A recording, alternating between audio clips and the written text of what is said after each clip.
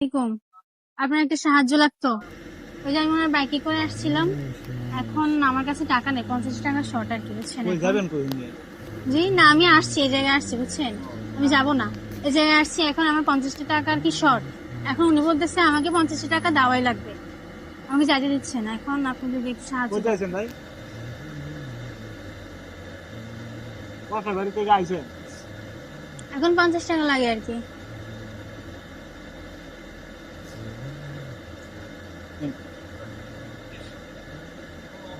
আপনাকে অনেক ধন্যবাদ আমার এই উপকারটা করার জন্য।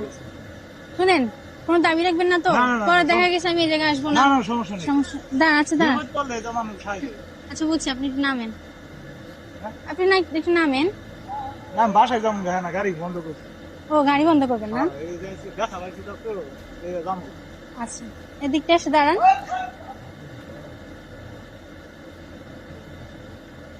আল্লাহ। কিছু বলবে?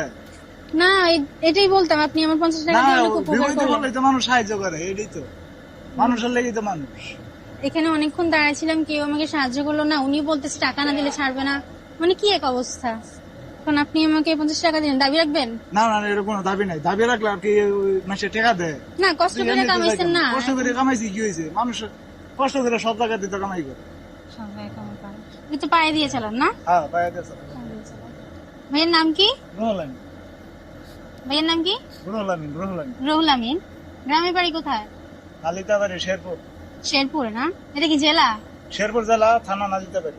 আচ্ছা, এখানে থাকেন কোথায় আপনি? এখানে থাকি গাজীপুর 27। গাজীপুরে 27 থাকেন, এখানে ভাড়া মারতে মারতে আসছেন? না ওই জায়গা থেকে আইসা হেরে ওই জায়গা গাড়ি গ্যারেজ হইলো ওই জায়গা, ওই জায়গা বাসা হইলো ওই জায়গা। আইসা হেরে সকাল করে আইসা হেরে এই জায়গায় গাড়ি চালায়। ও, ওদিকে তো এই বাংলা রিক্সা চলে না, তাই কারণে এই কারণে এই জায়গায় চালাইতেছে। এখন আপনি আপনার সম্বল থেকে আমাকে 50 টাকা দিলেন, আজকে কত টাকা কামাই করছেন?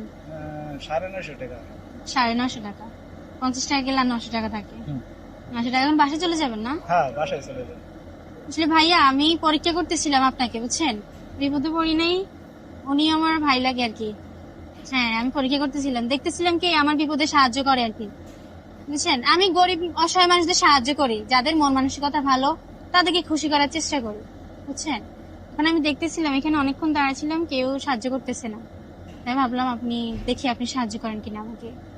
কি মনে করে সাহায্য করছেন ভাইয়া? না আপনি বলতেছেন এই কারণে, আমি বিপদে পড়ছি এই কারণে না? এই কারণে। আপনার মন মানসিকতা অনেক ভালো, এই জন্যই আপনি আমাকে সাহায্য করলেন। কোনো দাবি রাখতেন না তো? না না না না, আমার কোন দাবি নাই। এখন আপনি যদি সাহায্য বিপদে পড়ছেন, আমি সাহায্য করছি, এইটুকুই আমার কাছে। আল্লাহ তো দেখছে একজন। হ্যাঁ, আল্লাহ